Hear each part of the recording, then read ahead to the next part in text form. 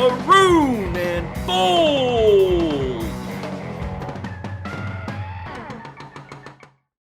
Hello, everybody, and welcome to a new episode of the Maroon and Bold podcast brought to you by Central Michigan Life. I'm sports editor Christian Booher, and on this week's episode, we're going to talk men's and women's basketball, football, wrestling, and gymnastics as we try to cover everything going on right now within the CMU athletic department. Currently, the Chippewas are struggling in both men's and women's basketball. They've dealt with some roster attrition in football. The wrestling team's on a hot streak, and the gymnastics team just picked up its first win of the season. So a lot to dive into when it comes to Chippewa athletics. And as always, if you're looking for our written content, you can find it if you head on over to cm-life.com. And without any further ado, let's get into it. Hello, everybody, and welcome back to another edition of Maroon and Bold. I'm sports editor Christian Booher, and today I have our women's basketball beat reporter, Mr. Sean Chase, as part of our first episode of the semester. Sean, how are you? How's school going? Not bad. It's getting busy, but how are you?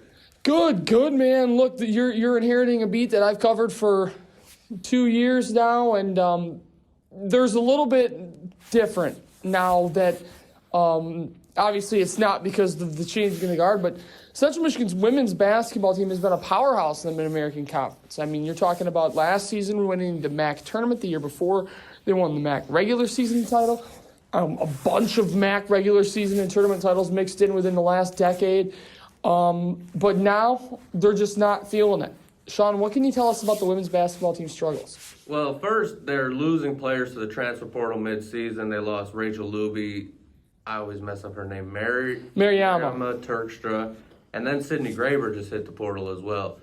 Leaves them with 9 players. They lost Jahari Smith for 1 game due to COVID-19. But they're hitting their stride with 9 people. They're actually hitting jump shots, which throughout the first 14 games of the season was not happening. Right, I think it's very interesting because last season when they went on that run and won the MAC tournament, they only had 8 players available, right? So maybe it's just something about that narrowed down bench, that narrowed down group where I think it's a little bit of, twofold, where the coach understands, hey, this is all I have to substitute, right? I can't think about a rotation anymore. I have to play everybody. And the players are like, okay, I'm going into this game. I'm knowing I'm going to play. Why not just go out there and leave it on the floor? There's no looking over your shoulder or anything like that, which can kind of be the case when you're in an 8-person rotation with 12 girls women, like they have. I guess really just kind of looking at the schedule, I mean, do you think there's an area where they can turn this thing around? We're getting to the point where they're playing the back end of the schedule. They've already faced all these teams once. The only one they picked up was NIU. There are teams I think they could beat. I think they could beat Bowling Green State University. I think they can beat NIU again. But then there's teams like Ohio, who's got their leading scorer of all time over there. You got teams like Ball State, who can shoot the lights out. Like, something's going to have to click if it's going to be that way. Yeah, and the kind of where we'll wrap this segment up, just offensively. Heather Osterly, now that in her 3rd year as head coach, has made a living on offense. She's told us she wants to score 80 points a game. That's not happening this year. No, sir. Do you think it's, maybe because the rotation's kind of dominated by underclassmen right now? Or I guess, where's an area where that offense you feel is capable of improving and getting back on track? I think it's the underclassmen. You got 2 on the wings who can shoot, but Hannah Knoll hasn't found her jump shot yet. Tiana Tempe's shooting lights out everywhere they go. She has increased, but they also got to find production from Anika Weeks. Those close range rebounds, offensive rebounds that should turn into layups aren't happening. You're not going to run the score up on people if you're not getting it inside. Yeah, no doubt. The women's basketball team scheduled to have 2 games this week. Sean, while you're here, wanted to talk a little football with you. You covered some football for us. Obviously they finished the season the way they did. Great victory down in the Sun Bowl. Just kind of looking at that roster, obviously the Chippewas have had a handful of guys that like to spend next season elsewhere through the transfer portal. But the 2 big ones are Troy Brown and Devontae Reed, 2 huge defensive pieces. Just wanted to get your input on those 2 guys and, I guess what the future may hold for the Chippewas. I feel like losing Troy Brown and Devontae Reed is a big loss for the team because I felt like Troy Brown, I only covered the team for 5 games. Granted, they didn't lose any during that stretch. Seems like it might be the crucial piece to the machine. That's hilarious. I feel like Troy Brown leaving that defense hurts them as far as leadership. Yes. He's everywhere for them. He really brings people together and lifts them up. But the team's also bringing in some freshmen that, hey, anything's possible. Yep. No doubt. That's funny because they were unbeaten in games I covered, too, my first year covering football, until the MAC title game. But that was... No, this past year's team was a lot of fun, and they're bringing a lot of pieces back, especially on offense, and it should be very interesting to see where they go. But, hey, Sean, thanks for stopping by and joining us and talking a little hoops. We'll see you next week. Sounds good. All right, welcome back to Maroon and Bold. I'm sports editor Christian Booher, and today we welcome on wrestling beat reporter MACtion Youngblood. MACtion, I want to start with last weekend, the Chippewa Challenge, because it sounds like it was a pretty special day in the wrestling program. Yeah, it definitely was. Tom Borelli, CMU's coach, had 3 of his proteges, I guess you could say, come back, and his son. So Jason Borelli, Luke Smith, and Scotty Sentes were here for Campbell.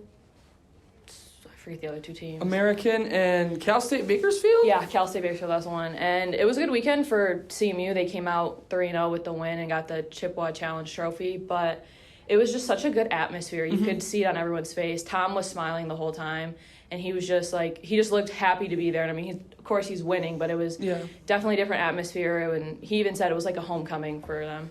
Well, I think that, too, with that, they have this whole Borelli Built thing within the wrestling program, and to kind of see that manifest itself in other programs now, I think has got to be pretty special for him. Yeah, it definitely was. And he even talked about how he just feels a sense of pride that he's kind of guided them on this path and that he's seeing them excel in their programs, and it just makes him feel good. Yeah, no doubt. So since then, they've been on quite the hot streak. They have 7 straight wins, I believe. That's incredible. The Sunday, they had 2 wins over, I think, Southern Illinois University Evansville. I believe that's the acronym for SIUE, and then South Dakota State. Yeah. Just what were some things that stood out to you from those performances? Matt Stencil recorded a pin. It was his 8th pin of the season, and he didn't get a pin in his last one, but he still got the major decision. So just doing what he does best.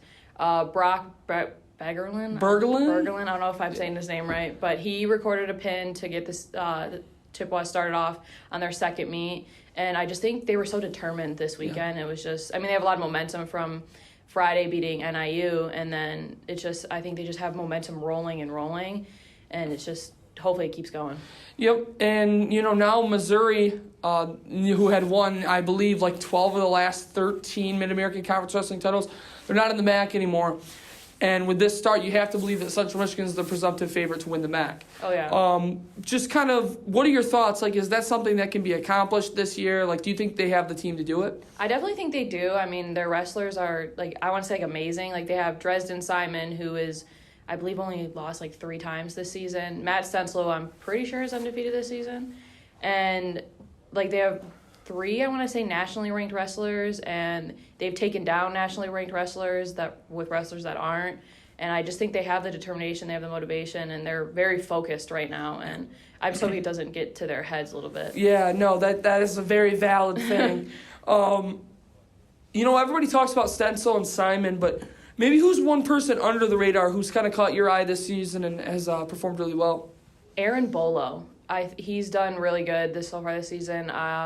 I want to say he's won his last 3 out of his 4, and it's just impressive to see. And also Corbin Munson, he is nationally ranked, so he's doing pretty well. Brock Bergelin, like I said earlier, I don't think he's lost his last couple. And then Johnny Lovett is pretty much on fire too. And just kind of to wrap it all up, I mean, moving forward, do you think this hot streak is something they can sustain as they kind of get more into conference play? I think they can, yeah. I think their wrestlers are very focused, and I mean, Borelli's going to keep them focused and try to keep their minds just on everything. And I mean, there's no stopping, I think, with the combination of Stencil and Simon, and the team I know is very motivating to everyone around them. And I think even if someone does fall behind, that they have people who will step up besides Borelli and the coaching staff. And I think that's the biggest thing, is the team is the biggest motivator, because you always hear them on the sidelines, and I hear them more than Borelli sometimes, just like telling them what to do, how to do it, and I think that's the biggest thing that's keeping them going, is that they're together and they're in this all as one. Perfect. Thanks so much, Megan, against Central Michigan Wrestling, and you can find coverage of that at CM.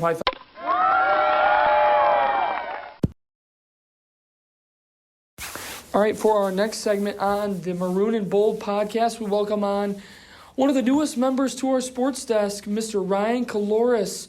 Ryan is a junior here at Central Michigan. He just switched his major over to journalism. It's his first semester here at CM Life. Ryan, go ahead and introduce yourself to the listeners. All right, so like you said, I'm Ryan. I grew up in Mount Pleasant, so I've been watching CMU athletics pretty much all my life, and yeah, I'm really excited to get started and to start talking sports with you guys. Yeah, I know Ryan's been killing it on our gymnastics beat this semester. He's jumped right in and kind of taken it head on. Ryan, as you watch the first couple of meets that they've had, what stuck out to you? I think so the biggest thing that stuck out to me is some of the individual performances, namely Hannah Demers, who was pretty much the highest expectations of returning gymnast. She started off the season really hot. And then beyond that, I think they've gotten some pretty good contributions from some of their younger gymnasts who are either freshmen or are just new to the collegiate gymnastics scene. Yeah, you mentioned kind of the newcomers. Who are a couple that have maybe caught your eye? So Quinn Skrupa is one freshman who has regularly competed up to this point. She's mostly done vault and beam. And then another one is Alacia Kalavanova, who she's a junior, but she's new to the collegiate gymnastics scene, like we were talking about. So she's done pretty well so far. Yeah, that's good. And they just picked up their first win of the season against Bowling Green. What did you see in that meet that you liked? Yeah, so like you said, their first win of the season. I think up to this point in the season, it's been kind of rough as far as like the schedule goes. You know, they started off the season against Illinois, which welcoming in a Power 5 opponent is going to be tough anytime. And then they went up against the reigning the reigning MAC champions for gymnastics at Eastern. So I think their schedule is kind of like just now getting into like just the regular flow of like schedule. So, but yeah, they performed quite well in that meet against Bowling Green. A lot of it was taking advantage of just a worse team overall. Yeah. Bowling Green has struggled so far, and their performance just wasn't quite up to where I saw CMU. But yeah, I think that was big on just kind of taking advantage of the opportunity they had. Yeah, and then looking ahead this weekend upcoming, they travel to Muncie, Indiana, take on another conference opponent in Ball State. What are you looking for in that meet as the Chippewas try to get their record back to 500? I think the most important thing for gymnastics to focus on is kind of just depth as far as like the entire lineup for rotations, because a lot of times they'll have a lot of like high-end like good performances at the top, but then as you go down it'll kind of fizzle out a little bit. So I think a big thing is just kind of regularly getting those scores in individual events that are 9-7 up, and kind of just being able to fill out the lineup and being able to compete in that way. No doubt, makes sense. Hey, you can follow along with Ryan's coverage all season at cm-life.com and on Twitter at Ryan Caloris. That's RyanColores. Yeah, that's what I'm talking about. Hey, Ryan, thanks so much for hopping on. First time with us on Maroon and Bold, but we'll be hearing from him all semester. Ryan, go ahead and sign yourself off. It was great to have you. Yeah, thanks for having me. It was a lot of fun. All right. Our last segment on this week's edition of Maroon and Bold, we're going to talk men's basketball with our beat reporter, Ashley Birkeness. Ashley, I'm curious if you picked up any new hobbies over the last 2 weeks since the men's basketball team hasn't been playing. I've binge watched a lot of TV. that's about it. Yeah. For those of you who might not be updated, Central Michigan's men's basketball team has been in kind of a lengthy COVID pause. They've dealt with roster issues pretty much the whole season due to various injuries and illnesses, but they kind of took a big hit this past week when point guard Jermaine Jackson announced he's basically withdrawing from school and headed to the pros. Ashley, how big of a loss is that?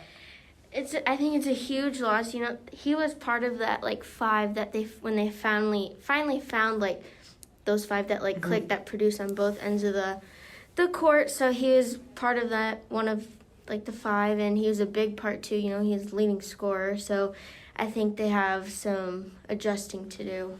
Yep, and with him being gone, you know, one of the storylines at the beginning of the year was kind of this mentorship where Jermaine Jackson's a fifth-year guy. He's played a lot of college basketball. Yeah. They have the freshman Kevin Miller, who's, you know, obviously brand new to college basketball.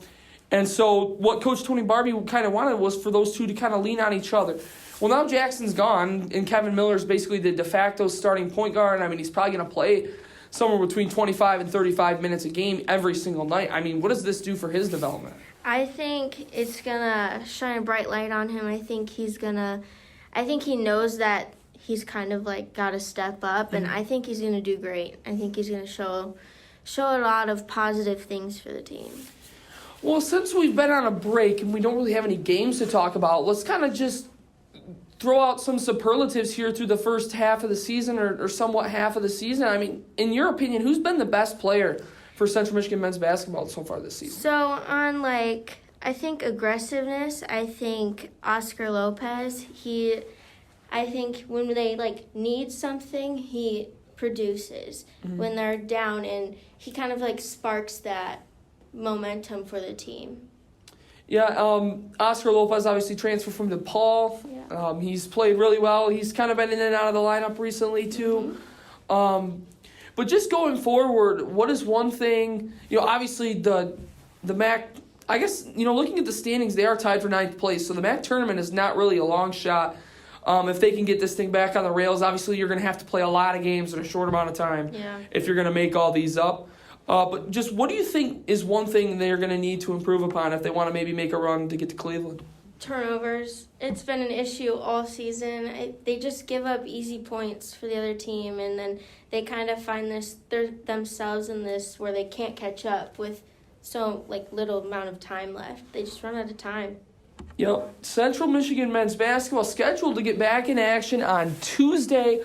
We'll see. Hopefully everybody within the program is healthy and staying safe, because obviously it's kind of scary now that we're going on week 2 of this whole thing. So hopefully everybody's getting well. We're looking forward to seeing the Chippewas get back on the court. But for Ashley Birkeness, I'm sports editor Christian Booher. This concludes our first episode of Maroon and Bold for the spring 2022 semester. Thanks so much for listening, and follow all of our coverage at cm-life.com.